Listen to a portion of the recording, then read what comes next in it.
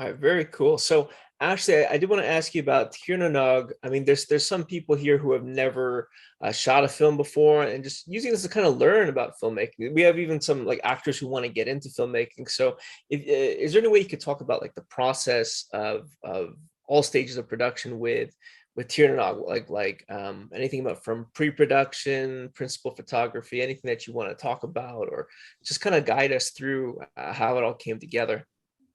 Yeah, sure. So I remember after the script, I sent it to Victor and he was really impressed by it. And me and Victor, we were both in the same like program. We might have even been in the same class for screenwriting together. I'm not really sure if this was the same class. But I sent it to him and I was kind of getting close to having to do like my thesis project where I would have to produce like a longer film.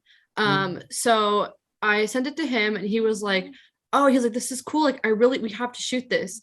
He's like, I have this friend named Joe who's a really great director who lives like downtown, or I think you were living up somewhere above LA. Yeah. And he was like, I have to, do you want to meet him? Like, we should meet and we could talk. And I said, yeah, like that'd be great. So after I sent it to Victor, it was pretty fast. Like me, Victor, Joe, and our cameraman, Zach, we all met in Cafe Ma, downtown LA. You remember That's that? I love that cafe now. It's so cute. And then kind of from there, it was so fast. I think we went right into I got back onto backstage and started contacting actors. Yes. So I think like once the script was done, then after we met, we kind of decided, and then after that was when I started reaching out to actors. Mhm. And then I think after that, because Victor was so good about the locations, we couldn't have had any of our locations without Victor, which is Yeah. why I'm glad he was my co-producer. Got it. I think we were kind of like, I think casting kind of went through like the whole process of us finding locations and like getting everything kind of set up and just figuring out like our timing of where we're going to be. So I think that it's really key that once you have a script that I would recommend like first like finding a location and then casting. Because I think we were kind of, because we were going so fast and I was in classes and so was Victor, we were all working, which you guys sacrificed a lot of time to make this, which is so amazing. And I don't know how you guys did it. It was fun. That's how we did it. That's what it was. Yeah, it was fun. Oh, I remember like going to bed at like 1 or 2 in the morning, get to like 5 a few times. Producer's life. That's what it was. Yes. Yeah, I'd be on the phone like late nights. I was so burned out, but but it was so much fun. But I think just once getting the script and then having an idea of how you want your cast to be, getting locations, and then organizing the schedule and figuring out like when you're going to shoot and like for how long and how many shooting sessions that you want to have, kind of having that all planned out ahead of time, like that was really helpful for me. Like shoot maybe like 6 times and have like 8-hour sessions or like however want, and of course it's going to probably always go over like it did, but I think just having that plan, like from script to having their locations to having like your schedule planned out, and then casting, and then making sure that everybody has like their casting needs and everything. And then from then on, I think kind of as we kind of went, then we like in the middle of production hired like a makeup artist. You I think was her name, you. Yes. Right. I know she's from Germany. Yeah, she was pretty cool. On our actor Landon. Yeah, she did a really good aged makeup on Landon with like his hands and like his face, to make him look middle-aged. That was really, really cool. So I think just it's everyone has a different production process, I think, because like once you kind of start, it's kind of just like it's just such a cyclone of like things happening at once, and somehow you kind of manage it all and you come out the other side with the finished product. So I'd recommend like absolutely, like having a schedule is really key, and like making sure that you always communicate with like your crew. So I hope that kind of answers that question, because we were pretty fast, and like just kind of from script to planning to production to casting, and then just making sure everyone's organized and happy too. And like we had to figure out everything. Food is really important. Right. I felt so badly because like one of our actors, like the last day, I didn't know she was vegan until like the whole time. Right. Victor, you saved the day. It's just Like, pay attention to detail, I guess, you know. yeah, just like being, if I were to go back, like being in tune, like with things like that would have really helped for me. So I'm glad that I had you and people to work with that, could really pick up the pieces that like I would miss as a producer or like, anything. And I think like, looking at the weather, because we were shooting like in August. Yes. Yeah. So keeping in mind the weather on the particular days that you're shooting, because I know that for like our last church session, I think the camera kept getting overheated. Yeah. Yeah. So just keeping those things in mind, I think that would be that's very helpful to keep in mind as a film producer too. I think that answers the question, and it's so hard to answer, to give like that's such like you really covered. I mean, like, even got into the specifics of SoCal filmmaking, with weather and everything. Yeah. And I think one of the like you said, what I think is really important too, one of the things I took away from that was like the scheduling. And I remember we were looking at like many days, but because you looked it over, you took it like a day or so, an extra day or so to look at it, and then we found a way to kind of make the schedule work.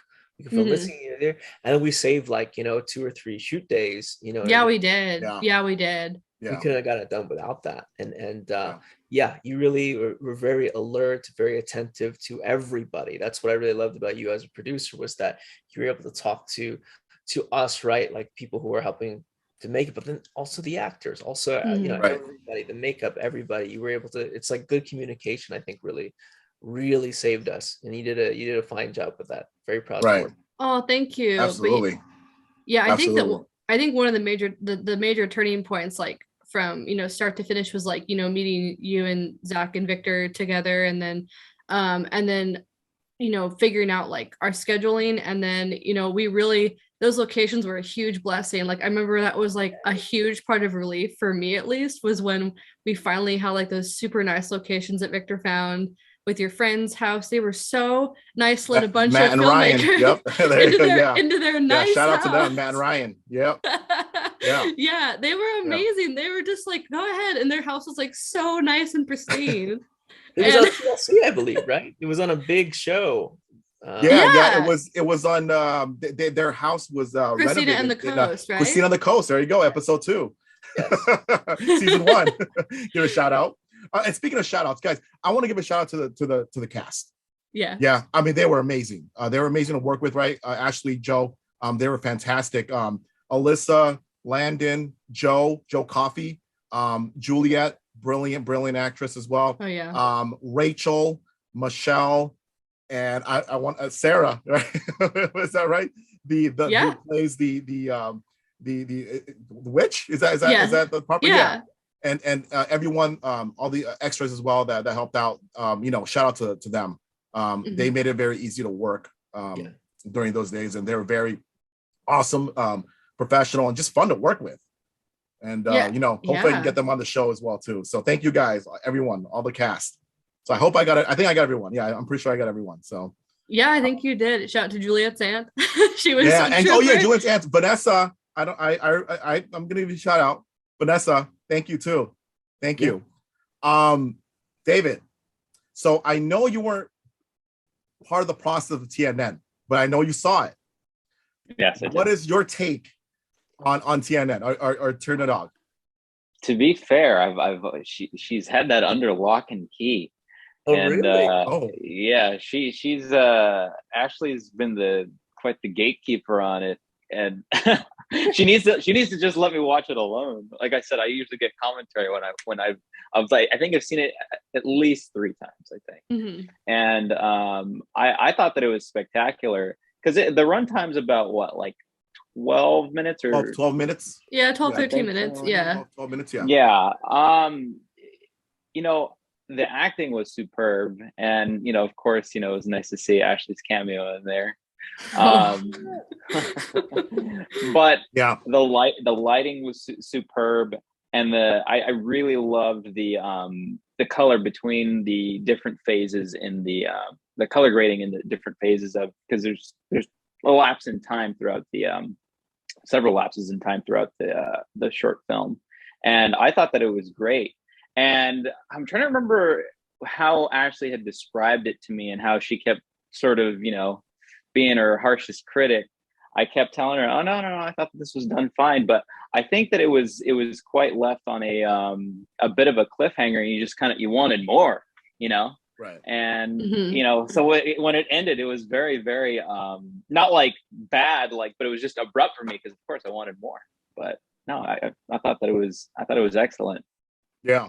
And let's not forget to mention the awards it received. Ashley, I'm gonna let you talk about that. Yeah, so it premiered at the Hanford International Film Festival. That was, I think, their second year doing it. And then because of the pandemic, like a lot of festivals were online.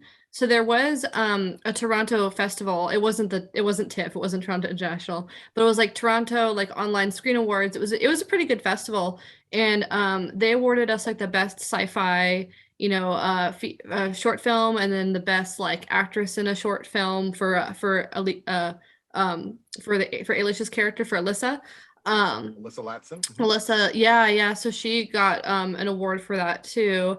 And I think there was like a best directing award that went out too, and then like an honorary like sci-fi mention, I think. So there was at least 4 or 5 accolades.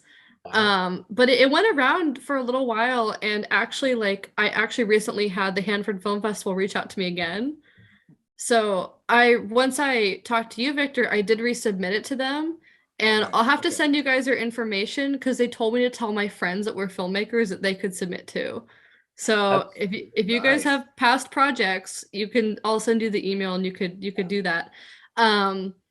But yes, it did pretty well. Like I think just the cinematography is like one of my favorite parts of Tir Na Nog.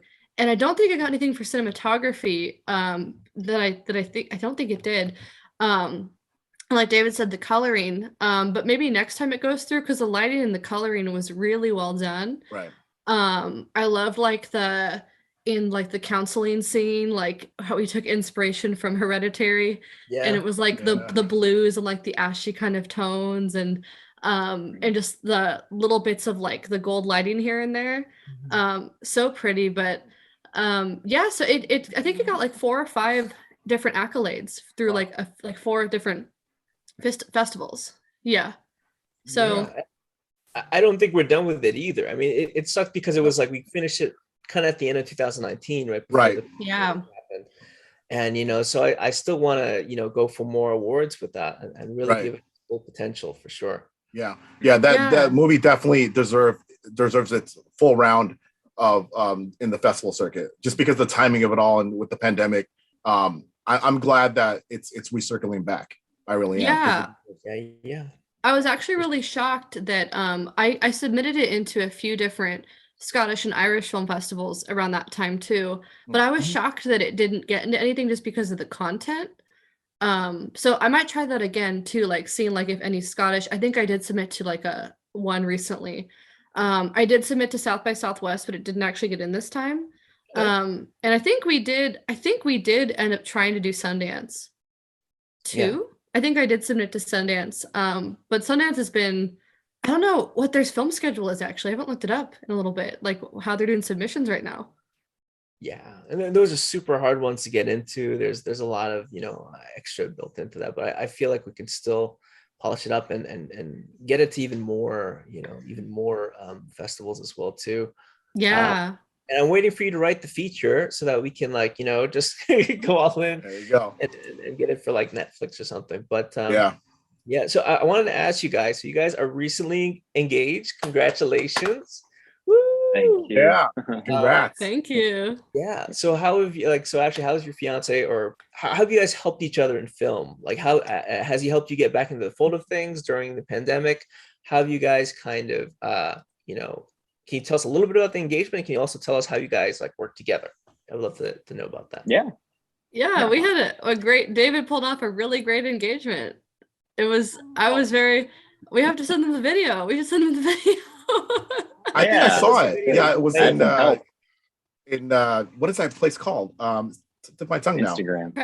Crest Park. Hillcrest Park. There you go. Hillcrest Park. Yeah. Hillcrest Park. Yeah. Hillcrest Park, which is where we met for our first date. Oh. Yeah. And so I had no idea. David's sisters and some of their girlfriends like took me out to go get like our nails done and have like a girls' day. So I had no idea like at all. And they were like afterwards, they were like, of course you probably knew. And I said, I had no idea. Like we got our nails done. They had a whole plan. I kept saying, oh, we can go by my house and hang out since we're in Fullerton. But then my roommates, because of COVID, were like, no, we're not super comfortable, which is actually kind of great that that worked out for them because like they had a whole plan that did not include my house.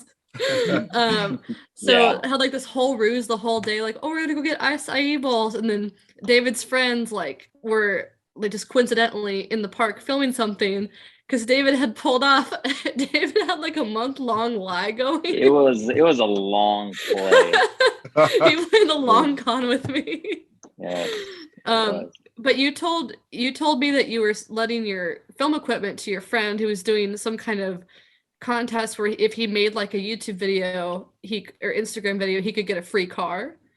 Yeah, I thought that she was going to be an eagle-eyed, just kind of looking around my apartment, seeing that some stuff was missing, and for the plan for her to like, kind of meet them just, coincidentally, that it wouldn't seem so odd, and there was a backstory to it.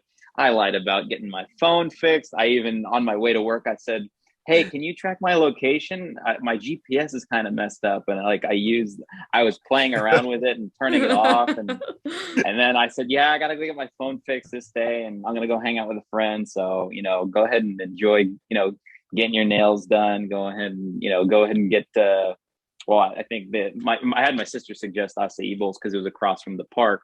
Mm-hmm. And I just kind of had my friends all, help me out with that one. We're already at the park and we're kind of just getting a feel for the fountain, and it was just like, it's a beautiful park. And I didn't realize that other people, love to use that park for other scenic, purposes, whether it be other weddings and quinceañeras and stuff like that. I was like, oh man, these guys gotta go. Luckily they all kind of wrapped up before the girls met us at the park. And I had my buddy kind of recite these questions, and he kind of roped in my sister and Ashley, and he's like, yeah, we just need to get 2 people in frame. Me and my brother are going to try and be in frame, but we want to, practice with 2 people right in front of the fountain. And, I'm going to ask you a few questions and you're just going to respond, oh, why not? And then, like the last question, it was all hypothetical before that, but the last question, I had him ask them like, oh, would I lie through my teeth just to get you to stand in front of the fountain? And they were just like, huh, like, why not? And then sure enough, like I came from around the corner. Funny enough, someone was, all the girls were in on it besides Ashley. So they were kind of like, one was recording and you kind of see my big head poking out from around the corner in one of their shots. But, yeah, no, it was fun. We grabbed some drinks after, and yeah, it was just I shout out to those guys because they really didn't have to fit me into their schedule there, but it was nice having some help there. But yeah, that's kind of how the engagement went. But as far as projects go, congratulations, by the way. Thank you. Yeah, David really pulled. Yeah, he really pulled off an elaborate ruse. Yeah. That's awesome. The fact that you asked her, you proposed to her the same place you guys had your first date. Mm-hmm. Yeah, I had other ideas. I had one for a theater, and she kept even asking me. Oh no, this is after the fact. She was asking me, no, it might have been before actually. You were asking me, oh, can I know what sort of idea? Because we kind of, I don't know, just being sort of like traditional, sort of Christian. The conversation. I feel like the movies and TV have this perception of, the question just gets popped like randomly. It's like, no, there's discussions that happen before that. It's not all that big of a surprise, Right. And my personal opinion, it's only a surprise. It's only if like you're putting a Band-Aid on something and you're trying to make up for being in the doghouse or something. But, what? If someone were to like randomly just like pull a ring out of their pocket without any any conversation prior to that.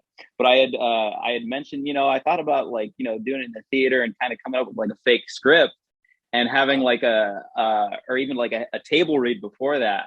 I was trying to think of so many long cons to sort of just like totally pull the wool over our eyes. But I thought that I'd stick to the sentimentality of our first date. But as far as like projects go, I think it's kind of at a lull right now. I mean, I think we've both been exploring other job prospects, of course, during the pandemic, and wedding planning. But we've tossed around a few ideas.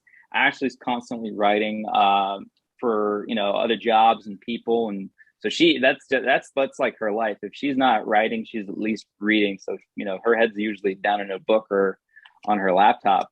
But I think we've both said that we desperately want to do something together the moment we're married and settled in, and we can get our hands on some decent equipment and actually hunker down and write something.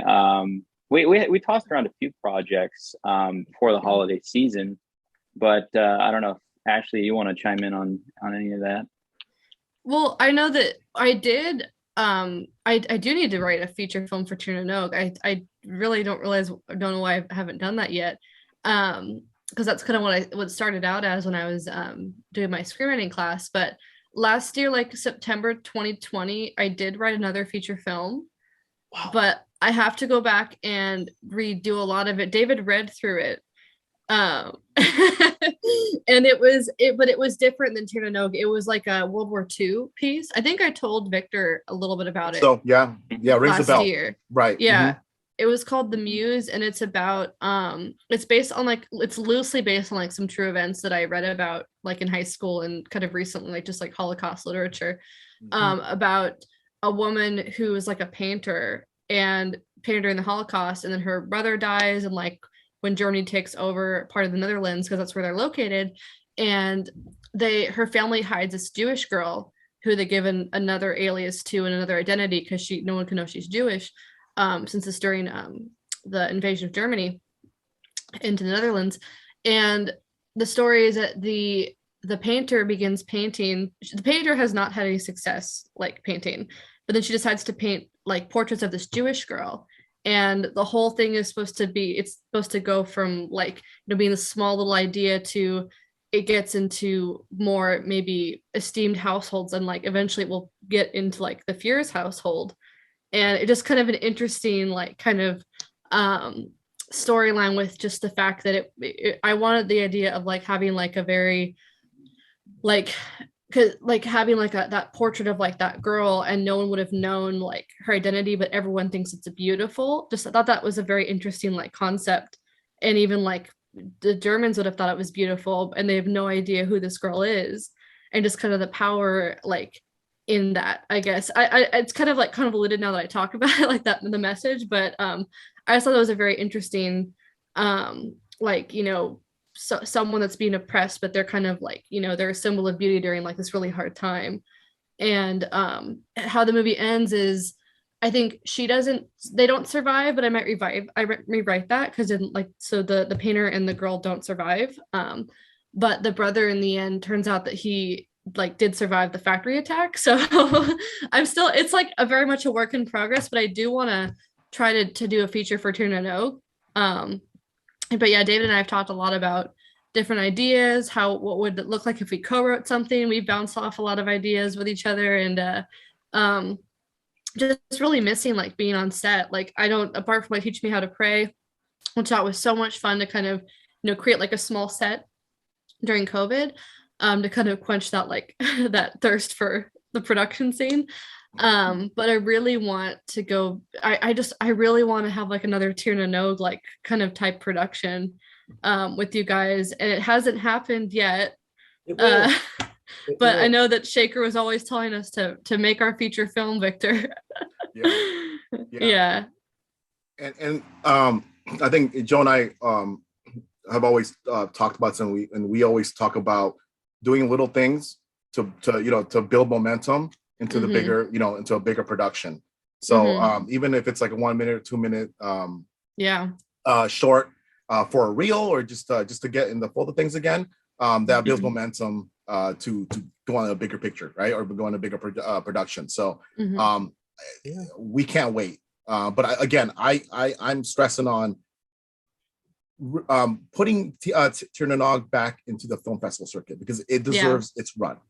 I think we've done we've done such a good job, put a lot of hard work into it, and then everyone was a pleasure to work with, and it's truly art. So I can't wait to see what comes for Tir Na Nog in this upcoming film festival circuit. I really love hearing how much you guys like want to revisit it. It just goes to show, like, you know, how much passion you guys put into Tir Na Nog. And Ashley, not to gloss over like the Muse. The Muse, honestly, I think Ashley had like a reluctance to writing like a period piece, but I think just for the sake of filmmaking, for your listeners, I think that reluctance on her part, I think that you could apply it to all sorts of things outside of filmmaking, just, you know, your you know, everyday life, but you know, sort of approaching those hurdles or those challenges or something that you may be reluctant to maybe approach.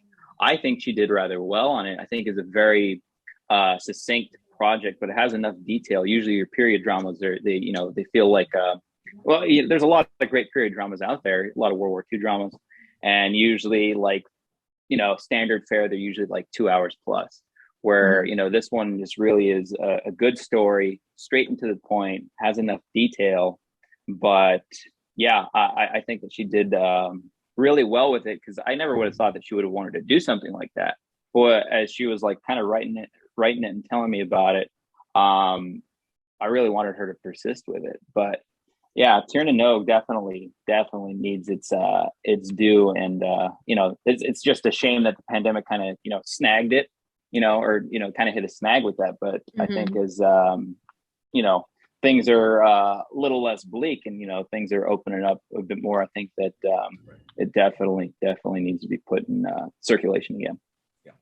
Yeah, I know that on one of the, I think it was a podcast I listened to earlier, Victor and Joe's, like, that first episode with the couple that was on there. I know that you guys talked about, it was a different context of like talking about like Asian actors, about like being like your time. And we're definitely in a very different time again of, like, you know, filmmaking. And that's a whole other thing to unpack that, you know, I'd like to talk more about with, like, you know, because I was just so interesting hearing like all your thoughts on like that episode, because I was like, wow, like what a cool perspective, and like, you know, how much hard work has gone into it for you guys. But yeah, I think we're in like another new era of filmmaking, as far as just like, you know, how we make films again, like the technical aspect of how we make films and what that's going to look like now, and how, you know, the pandemic really affected independent filmmakers. That's another like show topic we could get into another time too.